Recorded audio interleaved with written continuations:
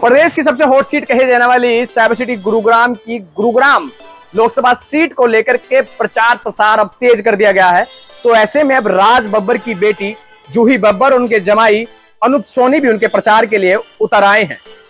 Door to door campaign की वो बात कर रहे हैं और तमाम लोगों से मिलने की बात कर रहे हैं और हर वोटर तक पहुंचने की बात कर रहे हैं। ऐसे में उन्होंने प्रेस वार्ता भी की।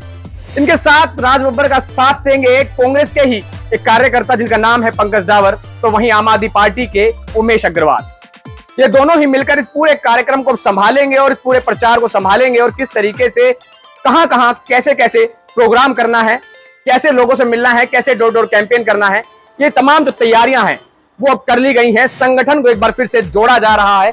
दोनों ही संगठन आम आदमी पार्टी और कांग्रेस दोनों ही मिलकर के अब प्रचार प्रसार में उतर आई हैं। गुरुग्राम लोकसभा को सबसे हॉट सीट माना जाता है और हॉट सीट होने के साथ साथ पिता की बेटियां जो हैं प्रचार अपने पिता के प्रचार के लिए उतर आई हैं।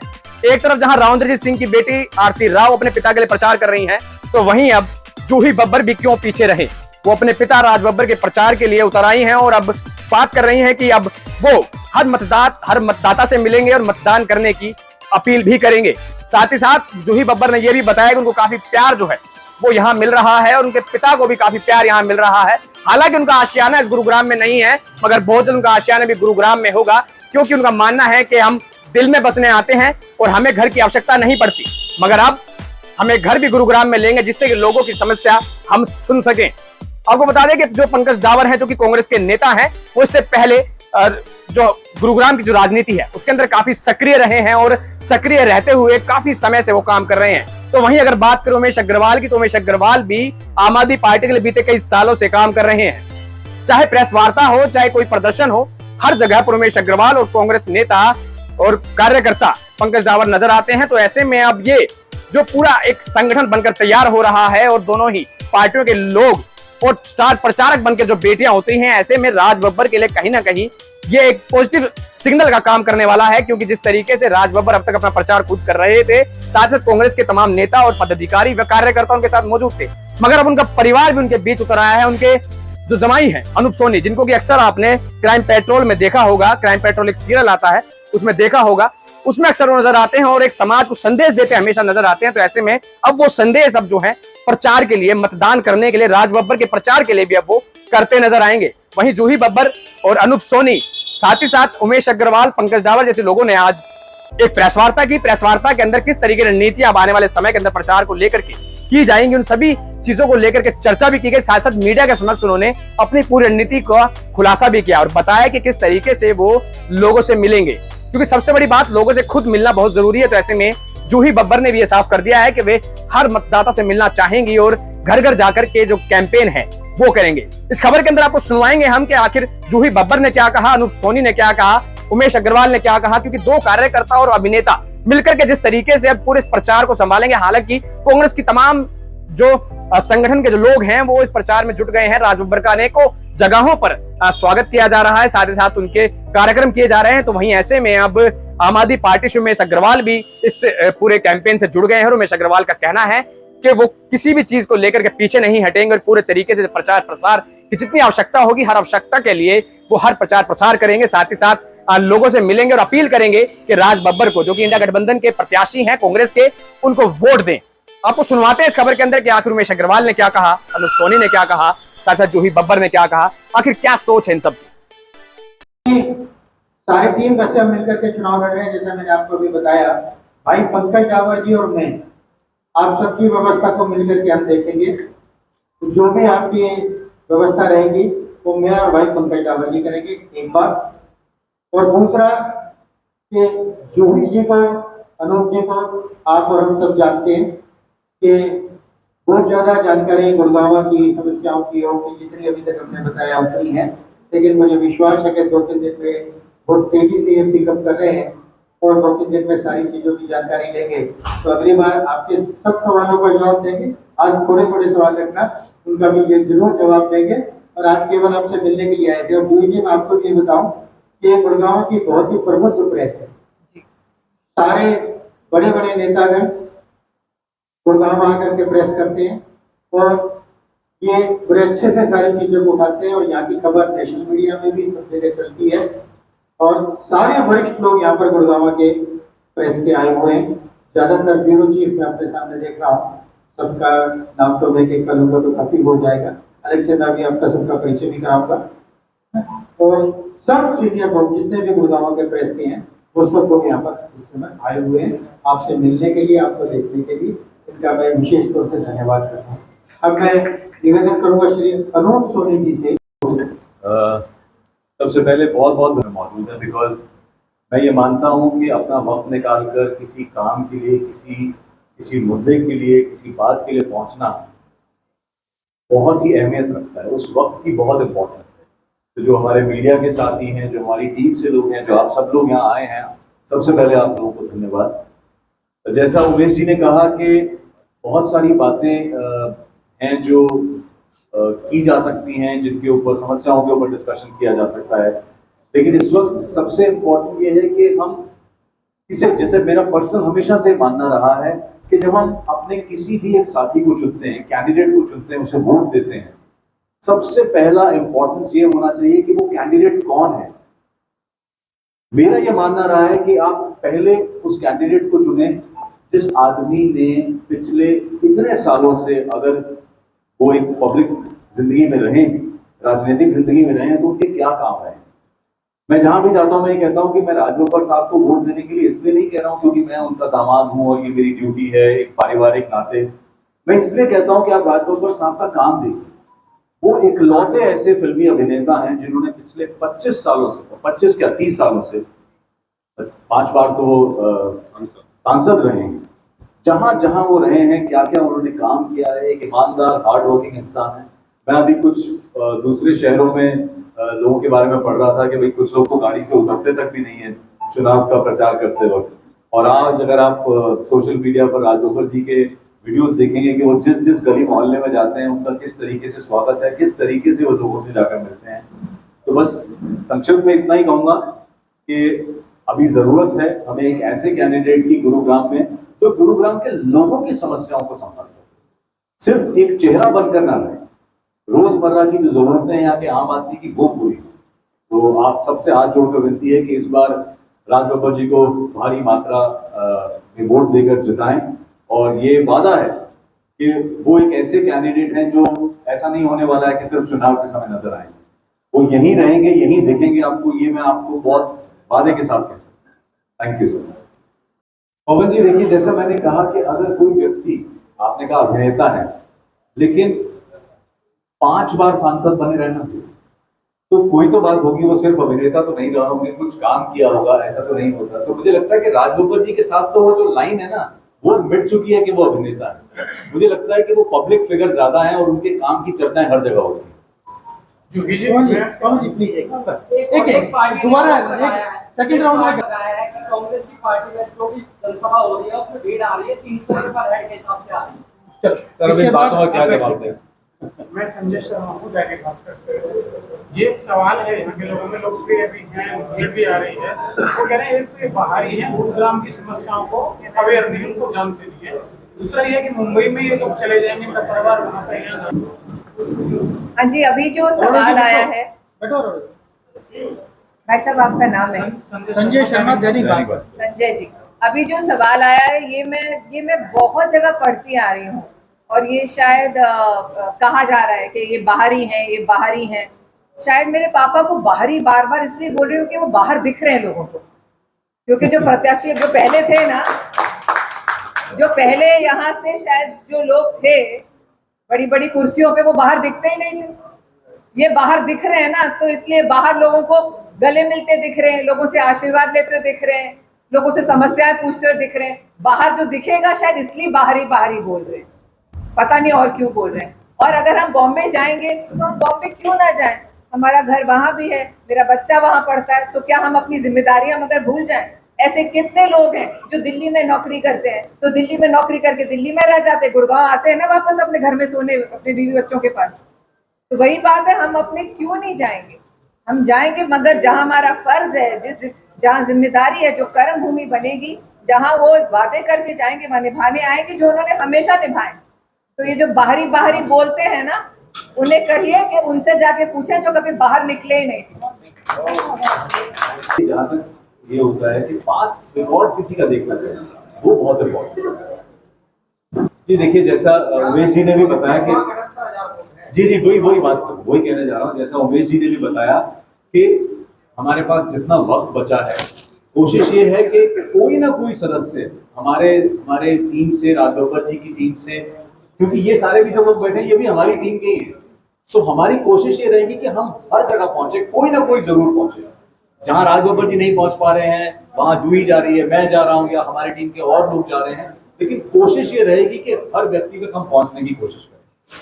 अब हमें जो एरिया मिलेगा हम उसमें जाएंगे, लेकिन ये जरूर है कि कहीं ये खबर नहीं मिलेगी कि भाई यहाँ तो कोई आया ही नहीं राज बब्बर जी की तरफ से, ऐसा नहीं होगा।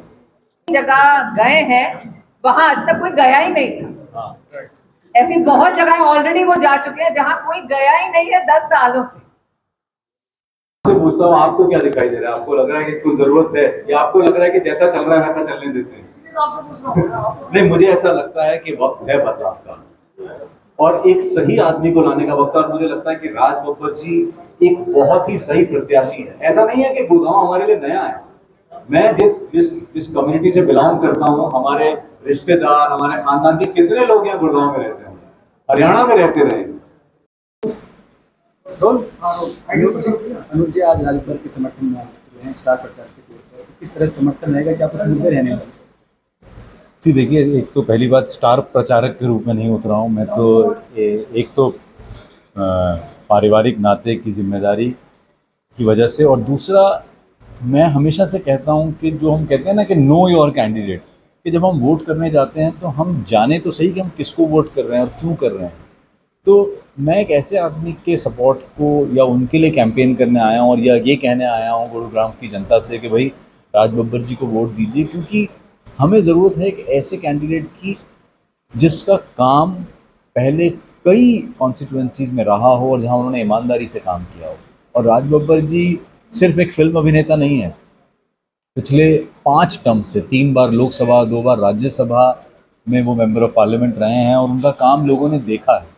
और अब इतने सालों के बाद मुझे लगता है कि अब मौका है कि गुरुग्राम की जनता जो है वो उन्हें एक मौका देगी ज़रूर, और एक अच्छे काम। देखिए, एक आम इंसान जो वोट देने जाता है उसकी ज़रूरत क्या होती है? उसकी ज़रूरत ये होती है कि मेरी जो दिनचर्या, मेरी जो ज़िंदगी की रोज़मर्रा की ज़िंदगी में जो तकलीफ़ें हैं, जो समस्याएं हैं, अगर मुझे उनका सोल्यूशन मिल सकता है तो मेरे लिए वो इंसान बेहतर है। और मुझे लगता है कि राज बब्बर जी ने जिस तरीके से अपनी पास्ट कॉन्स्टिट्यूएंसीज़ में काम किया है, और गुरुग्राम के लोग भी उन्हें उतना ही प्यार देंगे, और 25 मई को जाकर राज बब्बर जी को भारी मात्रा में वोट देकर जिताएंगे। सोनी साहब, ऐसी कौन सी समस्याएं जिनकी चर्चे बॉलीवुड नगरी मुंबई तक भी पहुंचे? जी देखिए, बहुत सारी बेसिक चीज़ें होती हैं, चाहे वो पानी की समस्या हो, चाहे वो टोल टैक्स की समस्या हो, जितनी भी समस्याएं जो मैं गुरुग्राम से रिलेटेड बात कर रहा हूँ, ये रोज़मर्रा की चीज़ें हैं जिनसे लोगों को गुजरना पड़ता है। कि देखिए, गुरुग्राम एक छोटी कॉन्स्टिट्यूएंसी नहीं है। शायद बाहर के जो लोग हैं जिनको गुड़गांव जो जानते हैं, वो शायद उनको multiplex, multi storeyed buildings, multinational companies के ऑफिसेज सिर्फ वही दिखाई देते हैं, लेकिन गुरुग्राम इससे कहीं ज़्यादा है, कहीं बड़ा है। वहाँ की ज़रूरतें भी बहुत इंपॉर्टेंट हैं। इसका मतलब ये नहीं है कि जो शहरी एरिया है उसकी ज़रूरतें इंपॉर्टेंट नहीं है। शहरी एरिया की अलग ज़रूरतें हैं, जो हमारा देहात है, जो गांव का एरिया है गुरुग्राम का, उसकी ज़रूरतें अलग हैं। तो दोनों की ज़रूरतों को बराबर इम्पोर्टेंस देना, उतने ही वज़न देना, ना कि सिर्फ एक चीज़ पर फोकस करके रहना, ये एक बेसिक मकसद होगा कि ऑल ओवर गुरुग्राम की जो समस्याएं हैं उन पे फोकस किया जाए। जी, आपने एक प्रसिद्ध सीरियल में एक स्लोगन दिया था, सावधान नेस्टर। अब किस तरह से सावधान करेंगे जनता को ताकि उनका वोट सही पाले में चले? सी देखिए, मैं हमेशा ये कहता हूँ कि आप अगर सावधान और सतर्क रहना चाहते हैं, ख़ासकर वोट देने के सिलसिले में, तो आप जानिए कि आप किसको वोट दे रहे हैं। क्योंकि मुझे लगता है कि मैं जिस अपने इलाके से जिस इंसान को अपना सांसद बनाना चाहता हूँ, उस सांसद ने क्या काम किए हैं पास्ट में, क्या उसकी रेपुटेशन है, वो बहुत ज़रूरी है। तो मैं कहूँगा कि अपना वोट देते वक्त सिर्फ ये सतर्क रखें कि कौन आपके लिए कितने सालों से क्या काम कर रहा है, और अब जो चेहरा आया है वो क्या काम कर सकता है। अहिरवाल है, दक्षिण हरियाणा को अहिरवाल कहा जाता है। ऐसे में यहाँ पे 30 साल से राव साहब को जो है सभी ने सांसद चुना है। सबसे बड़ी चुनौती उनको पछाड़ने की होगी। पिछले 2 बार में जो है कांग्रेस लाखों वोट से पीछे रही है, इसको कैसे कवर करेंगे? जी देखिए, मैं कोई पॉलिटिकल आदमी तो हूँ नहीं, तो मैं उस तरीके से उसको एनालाइज करके नहीं बता पाऊँगा आपको कि ये जाति पात और उससे रिलेटेड के भाई, मुझे ऐसा लगता है कि एक पछाड़ने का जो एक वो है ना कि भैया, ये शब्द ही अपने आप में मुझे थोड़ा सा नेगेटिव लगता है। बात पछाड़ने की नहीं है, बात ये है कि हर चीज़ का एक वक्त होता है, और मुझे लगता है कि अब गुरुग्राम को बदलाव की ज़रूरत है, और ये बदलाव जो है वो बहुत इम्पोर्टेंट है यहाँ के लोगों के लिए, क्योंकि एक व्यक्ति को बहुत मौका मिला। जैसे सरकारें आती रहती हैं, देखिए इस देश में चुनाव, हम जितनी मेरी उम्र है मैंने भी बहुत सारे चुनाव देखे हैं, बदलाव देखे हैं, तो बदलाव होना एक साइकिल है, वो एक नेचुरल साइकिल है। और अब मुझे लगता है कि इस नेचुरल साइकिल के अंतर्गत जो है एक बदलाव, एक नया चेहरा, एक नया इंसान जो नई एनर्जी के साथ काम करने आएगा इस एरिया में, उसकी सख्त ज़रूरत है। और मैं जानता हूँ कि जिस तरीके से राज बब्बर जी छोटे से छोटे एरियाज़ में पहुँच रहे हैं, बहुत कम समय था उनके पास, इसीलिए शायद हमें भी यहाँ आना पड़ा कि जहाँ वो नहीं जा पा रहे, ताकि कोई ये ना कहे कि यार हमसे कोई मिलने नहीं आया। परिवार का हर सदस्य कोशिश कर रहा है कि वो हर इलाके में जाए, और मुझे पूरी उम्मीद है कि गुरुग्राम की जनता इस बार 25 मई को जो है वो राज बब्बर जी को जिताएगी। एक बात आ रही है कि यहाँ पे इनको बार बार बाहरी एक प्रत्याशी कहा जा रहा है, तो इसको भी कैसे करेंगे? जी देखिए, क्या होता है ना, जब अब ये चुनाव है, देखिए ये चुनाव में बहुत सारी ऐसी बातें होती हैं जो एक दूसरे के बारे में कही जाती हैं, तो ढूंढे जाते हैं, मौके ढूंढे जाते हैं कि क्या बोला जा सकता है। अच्छा ये बोला जा सकता है कि भाई ये तो बाहर से आया है, लेकिन क्या हम जब हम एक देश की बात करते हैं तो क्या एक इंसान जो है वो उस इलाके को समझता नहीं है? और गुरुग्राम कौन सा कोई ऐसा है जहाँ हम ज़िंदगी में कभी नहीं आए? मैंने मेरे चाचा यहाँ रहते हैं, मेरे सगे चाचा, मेरे चाचाओं के बच्चे यहाँ रहे हैं, राज बब्बर जी की फैमिली के उनकी बहनें, उनके भतीजे, उनके भांजे यहाँ इस एरिया में 30-30, 35-35 सालों से रह रहे हैं। तो गुरुग्राम हमारे लिए कोई नया नहीं है। गुरुग्राम में आना जाना मतलब यूँ ही लगा रहता है हर 2-3 महीने में। और अब तो मैं जानता हूँ कि जिस तरीके से लोगों का प्यार मिल रहा है, मैं आपको वादे के साथ कह सकता हूँ कि आप राज बब्बर जी के जीतने के बाद भी आप ये इंटरव्यूज़ लेने आइएगा और उनके काम को ट्रैक कीजिएगा, और फिर मुझे बताइएगा कि क्या मैं गलत कह रहा था।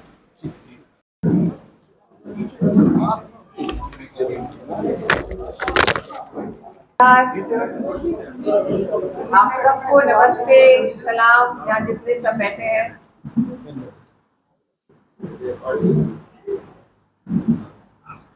सारी बात खड़े खड़े करूं कि बैठ जाऊं बीच में? आराम से बैठे। नहीं, पर मैंने कहा सबको जरा देख लो, सब इतनी धूप में निकल कर आए हैं, तो एक बार खड़े होकर तो नमस्ते करना बनता है। तो बस बहुत अच्छा लग रहा है कि आप सब यहाँ आए हैं पहली बार, और मुझे बेहद खुशी है। नमस्ते और आदाब कह दिया मैंने, सत श्री अकाल नहीं कहा जी, सॉरी, सत श्री अकाल। तो बहुत अच्छा लग रहा है मुझे आकर, जोश दिख रहा है, और जिस तरह से आवभगत कर रहे हैं सब लोग, आशीर्वाद दे रहे हैं, इतने प्यार से मिल रहे हैं, अच्छा माहौल लग रहा है। और ये भी उससे ये भी जाहिर हो रहा है कि कितने परेशान थे शायद गुरुग्राम वाले, इसलिए वो मुझे भी देखकर इतने खुश हो रहे हैं कि अरे राज बब्बर जी के यहाँ से कोई आया।